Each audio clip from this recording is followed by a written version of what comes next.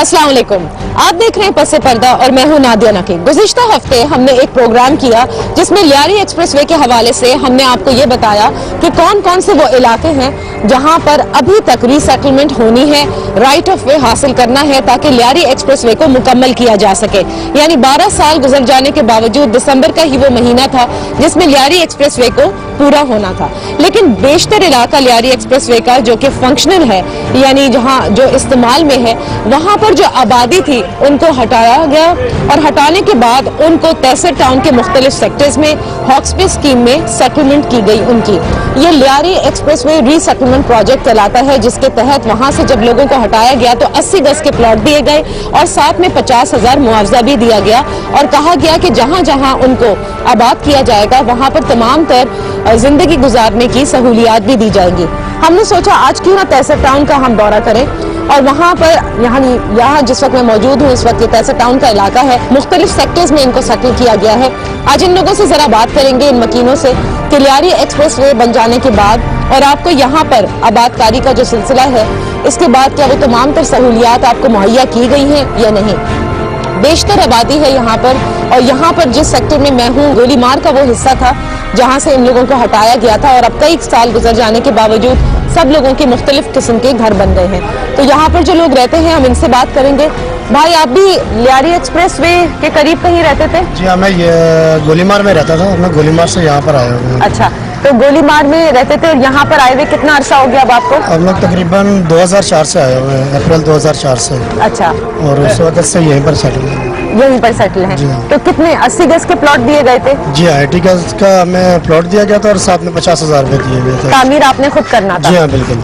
अच्छा, तो ये बताएं कि यहाँ पर जिंदगी कैसी गुजरी? गोलीमार में कितना अरसा रहे? गोलीमार में तो तकरीबन हम लोगों ने अपना बचपन और वहीं पर पैदा हुए थे और वहीं पे तकरीबन 35-36 साल वहीं पे गुजारे। ठीक है। और उसके बाद फिर यहाँ पर उन लोगों ने हमारे मकान तोड़ दिए थे, तो फिर उसके बाद हम लोग यहीं पर आकर सेटल हुए। अच्छा, तो यहाँ सेटलमेंट कैसी रही है? क्या वो तमाम तर सहूलियात फराम की गई हैं? नहीं, शुरू में तो हम लोगों को तकरीबन बिजली का मसला और पानी का मसला तो काफ़ी हद तक हल था। फिर अभी यहाँ पर बिजली का भी मसला है। लोगों को बिल जो दिए जाते हैं वो ऐसे हैं कि विदाउट रीडिंग दिए जाते हैं। Without reading? जी हाँ, मीटर लगे हुए हैं? हाँ, मीटर लगे हुए हैं, विदाउट रीडिंग बिल आते हैं। अगर यानी कि किसी 80 गज का प्लाट है और एक कमरा या 2 कमरे हैं तो उसमें वो कितना यूज़ कर रहा होगा, 200 यूनिट के बिल आ रहे हैं, 250 यूनिट का बिल आ रहा है। गरीब आदमी यहाँ पर आउट ऑफ सिटी जा रहा है, रहता है और वहाँ यहाँ से शहर में जाता है काम करने के लिए। 15 से 20,000 रुपये सैलरी कमा रहा, तो वो अगर उसको 2,500 या 3,000 रुपये का बिल आएगा तो वो कैसे भरेगा? सही। तो विदाउट रीडिंग यानी कि बिल आ रहे हैं। उसके अलावा पानी का बहुत प्रॉब्लम है यहाँ पर। पानी नहीं आता? पानी भी हमारी इस गली के अंदर पिछले तकरीबन 1.5 साल से पानी नहीं आ रहा है और हम लोगों को वो भी पानी भी लेना पड़ता है। 1,000 रुपये 1,200 रुपये टैंकर वाला ले रहा है। तो ये पानी भी वाटर बोर्ड के थ्रू आता है? बिल आते हैं पानी के? पानी के बिल आते हैं लेकिन पानी नहीं आता। और वाटर बोर्ड का ऑफिस तो बिल्कुल यहाँ मेन रोड पर है। वहाँ पर हम लोग जाते हैं उनके पास, वो कह देते हैं कि हम लोग आपका मसाइल हल करेंगे, लेकिन उसके बावजूद यहाँ पर कोई भी हल करने के लिए नहीं आता है। अच्छा, आज हम तहसील टाउन के मकीनों की आवाज आप तक पहुंचा रहे हैं और आप लोग जो अपने साइल हैं बताना चाहें, खुश हैं यहाँ पर जब आपकी आबादकारी हुई है या कोई ऐसा मसला है जो आप बयान करना चाहेंगे? नहीं, बस भाई ने जो कह दिया वही बिल्कुल ठीक है। पानी का मसला और सबसे बड़ी बेसिक प्रॉब्लम यहाँ एजेंसी की है। एजेंसी बहुत ज़्यादा डिस्टर्ब करती है लोगों को। यहाँ कंपनियों में जॉब करने वाले, झाड़ू मारने वाले, ये कोई टेररिस्ट नहीं, वो तो नहीं है, कोई क्रिमिनल नहीं है। यहाँ इनको बहुत ज़्यादा उठाती हैं घर से 50-60 हज़ार रुपये 2-2 दिन तक, तो पता नहीं चलता। 24 घंटे के बाद तो FIR करती, मगर कोई FIR नहीं करती। 2-2 दिन तक पता नहीं चलता और बिला वजह कोई बेमकसद लेकर जाते हैं और 40,000 30,000 देते हैं। मगर यहाँ तो बहुत से लोग हैं, पता नहीं कितने लाखों रुपए दे चुके हैं। अच्छा। उनसे ज़्यादा डिस्टर्ब है, ज़्यादातर उनसे ज़्यादा है। हाँ, और पानी और बिजली की तो वही प्रॉब्लम है। अब 1.5 साल के बाद तो वो इस साइड के ना उस साइड की 1.5 साल के बाद तो लाइट आई है। पिछले क्रिसमस पे गई हुई है, मेरे ख्याल से 22 को लगी है। अच्छा, शहर में काम करने के लिए जाते हैं या यही इन्हीं इलाकों में करते हैं आप लोग? शहर पे जाते हैं काम करने के लिए, यहाँ पे नहीं करते। तो फिर तो बहुत दूर पड़ता होगा? 1.5 घंटा लगता है, 1.5 घंटा 1.25 घंटा जाने का, फिर रात उधर काम करना, फिर वापसी आना। बंदा यहाँ पे तो बहुत थक जाता है, सफर बहुत लंबा है यहाँ पे। शहर में तो बहुत करीब था, 15 मिनट में हम पहुँच जाते थे ड्यूटी पे। यहाँ पे तो 1.5 घंटा पहले निकलना पड़ता है, तो फिर पहुंचना पड़ता 2004 से लेकर अब तक तो क्या कैसी लग रही है जिंदगी या बातकारी जो की गई है? बहुत अभी जो है ना मखलूज होकर रह गई यहाँ पे आके। शहर में तो बहुत इजी थी, यहाँ पे किराए भी इतने देने पड़ते हैं, हर चीज पे डबल नहीं किराए क्यों देने पड़ते हैं? यहाँ तो दी गई ना, जमीन दी गई, जमीन दी गई, मतलब ट्रांसपोर्ट का डबल किराया देना। वहाँ किराए की बात हो रही है। वो सिंगल जाते थे, यहाँ हर गाड़ी डबल। कभी फिर सीएनजी, पाकिस्तान में तो सीएनजी अभी होती नहीं है, हर दूसरे दिन 4 दिन के लिए सीएनजी बंद हो जाती है। बहुत मसले मसाइल होते हैं। ये तो मुल्क का ही अल्लाह हाफिज हो गया वैसे। तहसील टाउन में आबाद लियारी एक्सप्रेसवे रीसेटलमेंट प्रोजेक्ट के मकीनों से हम बात कर रहे हैं। आपको कितना अरसा हो गया? 8 साल। 8 साल हुए। पहले कहाँ रहा करते थे? गोलीमार। सब ये गोलीमार वाली पट्टी को यहाँ पर सेटल किया गया। एक घर बनाने में कितना वक्त लगा आप लोगों को? 3-4 साल तो लगा। 3-4 साल लगे हैं। अच्छा, और यहाँ पर कैसा लग रहा है रहकर? वैसे इधर मजबूरन रह रहे हैं, इधर किराया ये वो बहुत मसले मसाइल हैं इधर। वहाँ से तो हम लोग 15 मिनट में 10 मिनट में पहुँच जाते थे ड्यूटी पर। यहाँ पर आपको शहर में जाना पड़ता है काम के लिए? जी। यहाँ पर मैं एक छोटी सी ब्रेक लूंगी और मैं आपको बताती चलूँ, तहसील टाउन को जहाँ पर इन तमाम लोगों को आबाद किया गया है, इसको लियारी बस्ती भी कहा जाता है। हम और आगे चलेंगे, यहाँ जिस गली में आप जाएंगे वहाँ पर आपको पता चलेगा कि लियारी एक्सप्रेसवे बनने के बाद इन लोगों को यहाँ पर आबाद किया गया था। इन्हीं के मसाइल आज हम आप तक पहुँचा रहे हैं। कहीं मत जाइएगा, देखते रहिए तहसील टाउन।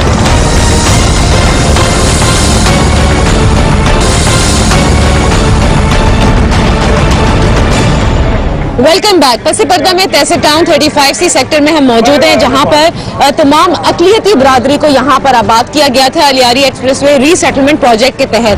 यहां पर जो मेरी बहन यहाँ खड़ी है, इनसे भी जरा बात करते हैं। कितने साल हो गए आए हुए?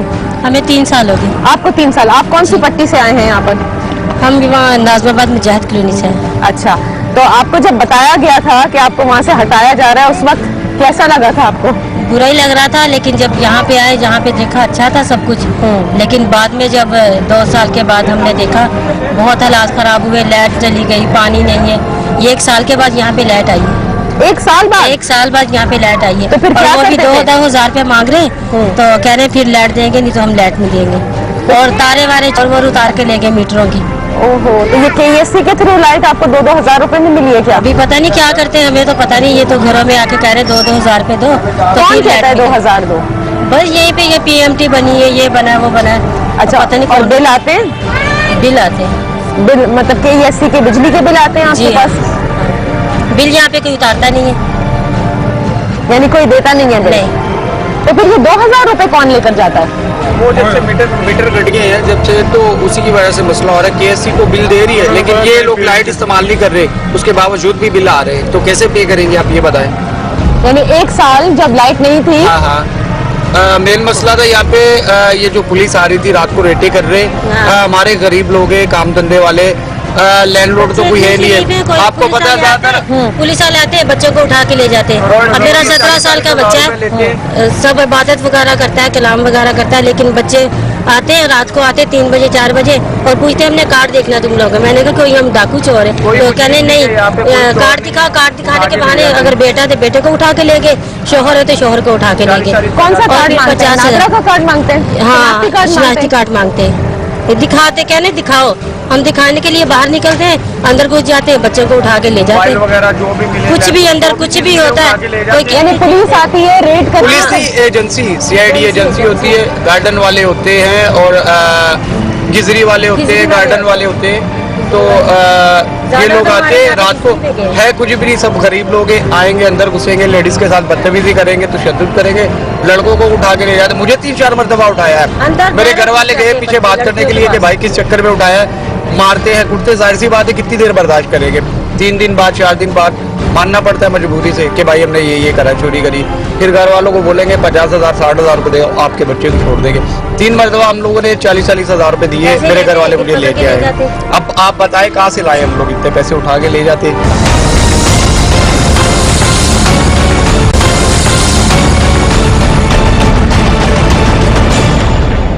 ये जिस पट्टी पर इस वक्त हम चल रहे हैं, ये तहसील टाउन की पूरा इलाका है जो आप देख सकते हैं, जहां पर लोगों की आबादकारी की गई थी।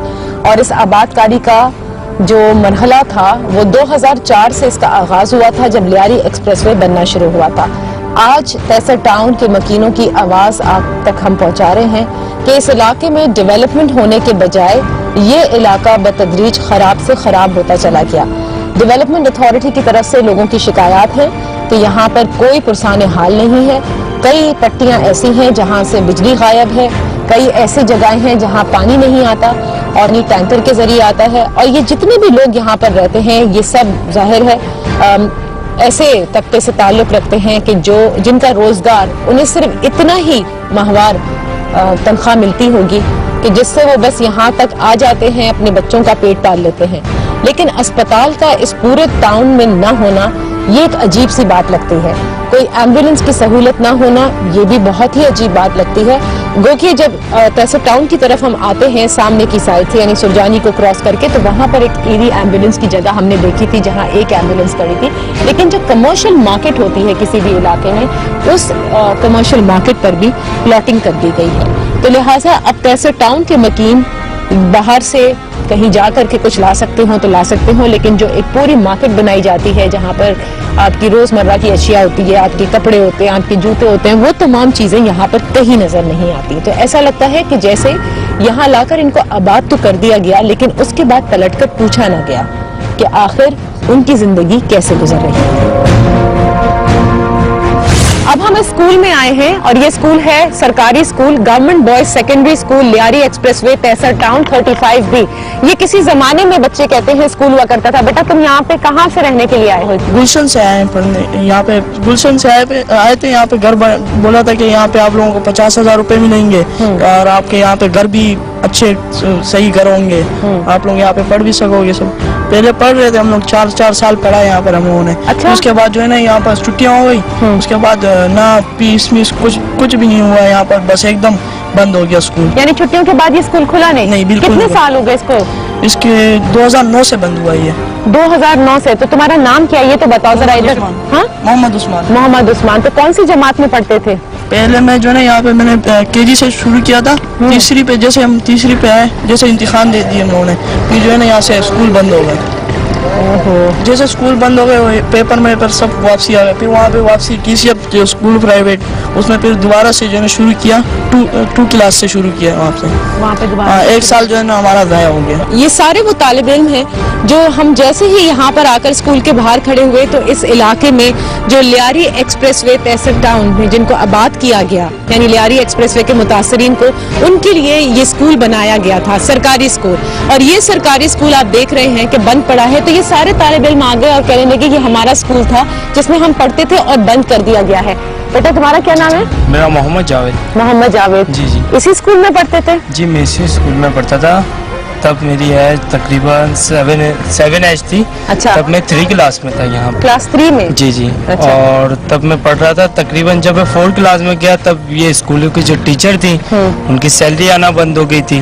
तो टीचरों ने काफ़ी देर तक पढ़ाया था बच्चों को, लेकिन उनकी सैलरी नहीं आ रही थी। वो भी जाहिर बात, जब सैलरी नहीं आई उन लोगों ने स्कूल छोड़ दिया। तो जो हमारी सिस्टम थी पीछे थे जो ये चला रहे थे, तो उन लोगों ने भी कोई रेपुटेशन नहीं लिया, ना कोई रिस्पांस लिया किसी बच्चे ने। जितने यहाँ बच्चे थे उन लोगों ने बहुत कोशिश की कि हम पढ़ सके। वो सब पढ़ना चाहते थे। पढ़ना चाहते थे, लेकिन कोई रिस्पांस नहीं आया पीछे से। जाहिर बात स्कूल बंद होना पड़ा। तो बंद होने के बाद बहुत अच्छा स्कूल था, ये सब कुछ था यहाँ पे, जैसे बाहर के स्कूलों के हिसाब से बहुत अच्छी थी हर चीज। ये मुझे बताओ कि चलो ये स्कूल बंद हुआ 2009 में, उस बच्चे ने मुझे बताया, उसके बाद ये तोड़ना ये सब कैसे हुआ है? यहाँ पर तकरीबन स्कूल बंद होने के बाद भी 2 साल तक यहाँ पर गार्ड थी, तो उनको भी सैलरी नहीं दी जा रही। चौकीदार जो जी जी जी, ठीक है, उनको भी सैलरी नहीं दी जा रही थी। जाहिर बात फिर वो लोग भी चले गए यहाँ से, जो यहाँ पे गार्ड थे। तो फिर ये तोड़ना किसने शुरू कर दिया? ये तोड़ना तो पता नहीं, यहाँ के लोग हैं जिनको तालीम के बारे में कुछ पता नहीं होगा, जिनको हाँ उन लोग टूटना शुरू हो गई। हाँ ये क्या चीज थी? ये बाथरूम? ये वॉशरूम थे। ये वॉशरूम थे। जी जी। और ये सारी क्लासें थी? क्लासें थी सारी। ये भी क्लास है। आपकी क्लास किधर थी? मेरी क्लास तो ये वाली थी सामने जो। उसके बाद अब तुम पढ़ते हो? जी जी मैं पढ़ता हूँ। पढ़ रहे हो? जी जी। चलो अच्छी बात है। पेशावर सानवी के बाद जहां ज़रबे अस्त का हम जिक्र करते हैं, जहां उन तालिब इल्मों के हवाले से बताया जाता है कि वो बच्चे पढ़ने के लिए गए थे लेकिन कैसे अब्दी नींद सो गए और कैसे उन्होंने जामे शहादत नोश किया। ये वो बच्चे हैं जो पढ़ना चाहते हैं और ये वो सरकारी स्कूल हैं जो बनाया इन्हीं बच्चों के लिए गया था, लेकिन तालीम से ये महरूम है इसलिए क्योंकि यहाँ पर टीचरों को तनख्वाह नहीं दी गई और फिर उसके बाद वो टीचरें आहिस्ता आहिस्ता छोड़ के चली गई। चौकीदार की तनख्वाहें नहीं आई, चौकीदार भी चले गए और आज ये स्कूल आप देख सकते हैं कि किस किस्म का मंजर पेश कर रहा है। जरा अंदर किसी एक दो क्लासेस में भी चलकर हम देखते हैं कि वहां पर क्या हालात हैं। ये आप देख सकते हैं, ये खंडर बन चुका है ये स्कूल और स्कूल के पंखे, लाइटें, खिड़कियां सब जा चुकी हैं। ब्लैक बोर्ड पे आज भी आप देख सकते हैं कि उस वक्त यानी 2009 की डेट भी है। बेटा हटना यहाँ से, ये देखें 9 फरवरी 2009 को शायद यहाँ आखिरी क्लास हुई थी मैथ्स सब्जेक्ट और यहाँ पर उर्दू की हुरूफ तोड़िए की पूरी क्लास में जो लिखवाया जाता है वो है। फरवरी 2009 से ये बच्चे तालीम से महरूम हैं क्योंकि सरकारी स्कूल को बंद किया जा चुका है।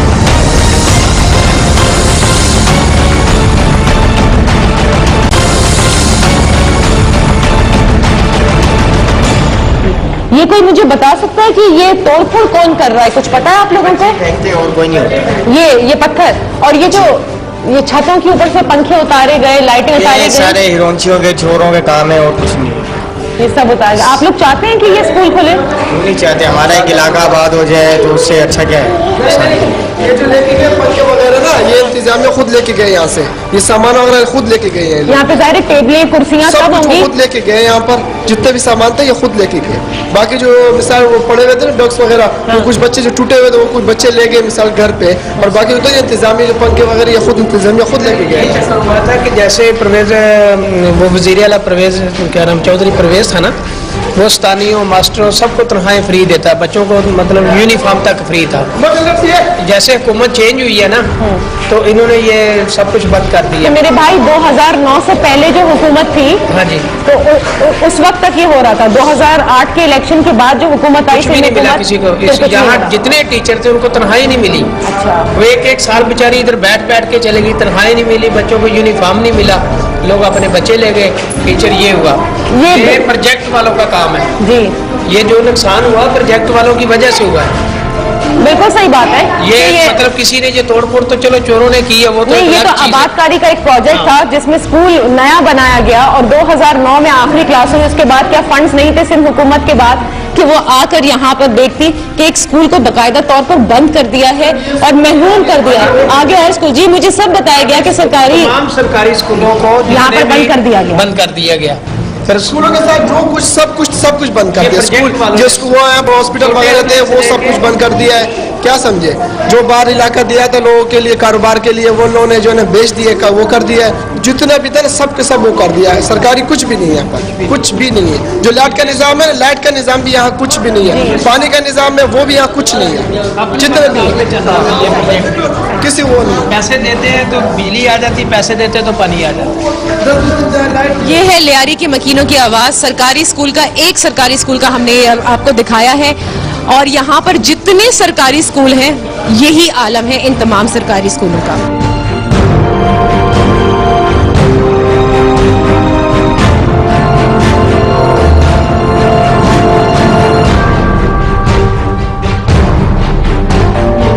लियारी एक्सप्रेसवे रीसेटलमेंट प्रोजेक्ट यानी जिन लोगों को आबादकारी जिनकी की गई थी लियारी एक्सप्रेसवे के जो मुतासरीन थे तहसील टाउन में हॉक्सबे स्कीम में, आज उनकी जो आवाज़ है वो आप तक पहुंचा रहे हैं। ये हम देख रहे हैं कि जहां जा रहे हैं जिस तरह से ये इलाके डेवलप होने चाहिए थे, जो वादे किए गए थे और जो प्लानिंग थी वो अब नजर नहीं आती। 10-11 साल अरसा गुजर चुका है। यहाँ पर लोगों को कोई दस्तगीर से आया, कोई नाजनाबाद, कोई गुलशन, कोई तेराडी की साइड से आया, कोई गोलीमार की साइड से आया। उन तमाम लोगों को तहसील टाउन के इस सेक्टर में आबाद किया गया। अब हम जहां जा रहे हैं मैंने एक भी पार्क नहीं देखा, जबकि आप जब चाहें Lyari express way resettlement project का जो पूरा खदोखाल है उसमें तमाम तर ये बातें हैं कि सड़कें बनाई जाएंगी, बच्चों के लिए पार्क होंगे, स्कूल होंगे, डिस्पेंसरियां होंगी। वालेकुम अस्सलाम। लेकिन अब ऐसा लगता है कि जैसे ये कोई एक कच्चा इलाके में हम आ गए हैं जहां पर अब रोड नाम की चीजें भी टूटती चली जा रही हैं। यहाँ पर जो लोग खड़े हैं हम इनसे बात करेंगे। भाई आप लोग सब आए बात करने के लिए। जी वालेकुम अस्सलाम। बताइए क्या मसाइल हैं यहाँ के? यहाँ मसाइल, जब हमारा लियारी तेसर टाउन आबाद हुआ था जी जी, तो माशाल्लाह से बहुत अच्छा, बहुत खूबसूरत था। बड़े बड़े हमें पार्क मिले यहाँ पे और स्कूलों का निज़ाम भी बहुत अच्छा था। सही। मगर वक्त जैसे गुजरा गया, तकरीबन 5 साल हो गए, हमारे यहाँ पर 2 लाख बच्चा है पूरे तेसर टाउन का जो पढ़ाइयों से महरूम है। 2 लाख बच्चे? 2 लाख बच्चा है तकरीबन, क्योंकि ये बहुत बड़ी आबादी हमें मिली थी तेसर टाउन की। मगर यहाँ पर कुछ तालिबानाइजेशन की वजह से कुछ वजीरिस्तान से लोग आए जिन लोगों ने कब्जे किए स्कूलों पे। हमारे आज ये हाल है, इतने अच्छे स्कूल मिले थे, हमारे अंदर जाते थे तो बच्चों की वैसे ही तबीयत कुछ हो जाती थी बच्चे पढ़ाई के लिए। मगर आज ये 5 सालों में हमारा लियारी तबाह हो गया। हमारे तकरीबन जो इतने पार्क थे तेसर टाउन लियारी के, सबों पे कब्जे हो गए, प्लाटिंग काट दी गई है और बड़े मसाइल हैं, बिजली के मसाइल हैं। यहाँ पर बिजली हमारे को जिस तरीके से बना के दी गई थी और अच्छा एक निज़ाम बना था वो सारा धर्म भरम कर दिया गया। तारे चोरी हो गई, पीएमटियां यहाँ पर चोरी हुई हैं। पीएमटी भी चोरी हो गई? बिल्कुल, वो भी चोरी हो गए, तारे तक चोरी हो गई।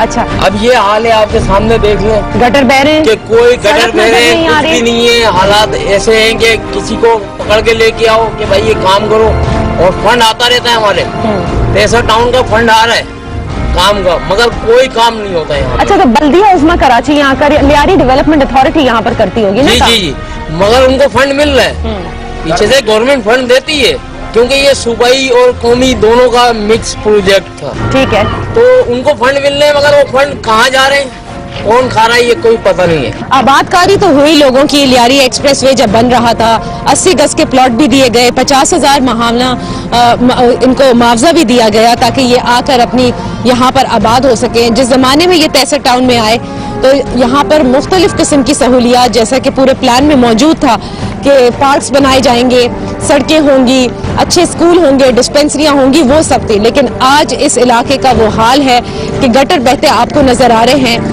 पार्क नाम की कोई चीज नहीं, सिर्फ ओपन लैंड्स हैं जिनके ऊपर कचरा कुंडियां बन चुकी हैं।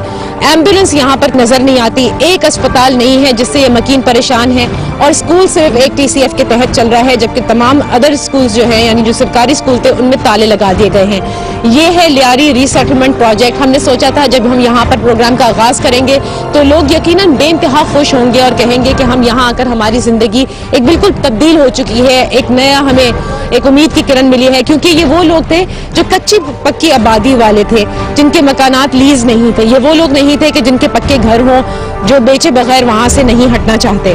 और अब आप देख सकते हैं कि ये लोग यहाँ पर आकर किस कदर परेशान है। दूसरी तरह ऑफ कोर्स ये क्योंकि इलाका कराची से समझ लीजिए बहुत दूर पड़ता है, एक शहर से बाहर ही है, सरजानी से भी आगे खुदा की बस्ती और उसके बाद तेसर टाउन आता है। तो हमने ये देखा है कि यहाँ से जो लोग रोजगार के लिए जाते हैं उनको जाहिर है बसें भी बदलनी होती होंगी और काफी इनके लिए दूर पड़ता है। तो ये है लियारी रीसेटलमेंट प्रोजेक्ट। अब देखना यह है कि LDA क्या काम करती है, फंड्स अगर आते हैं तो वो कहाँ जाते हैं। सिर्फ आबाद कर देना, एक मुतबादिल जगह दे देना मकसद नहीं होता, बल्कि फिर पूरी एक कम्युनिटी और पूरी एक पॉपुलेशन को आबाद करना चाहिए। यही आज का हमारा प्रोग्राम था। नादिया नकी को इजाजत दीजिए, अल्लाह हाफिज।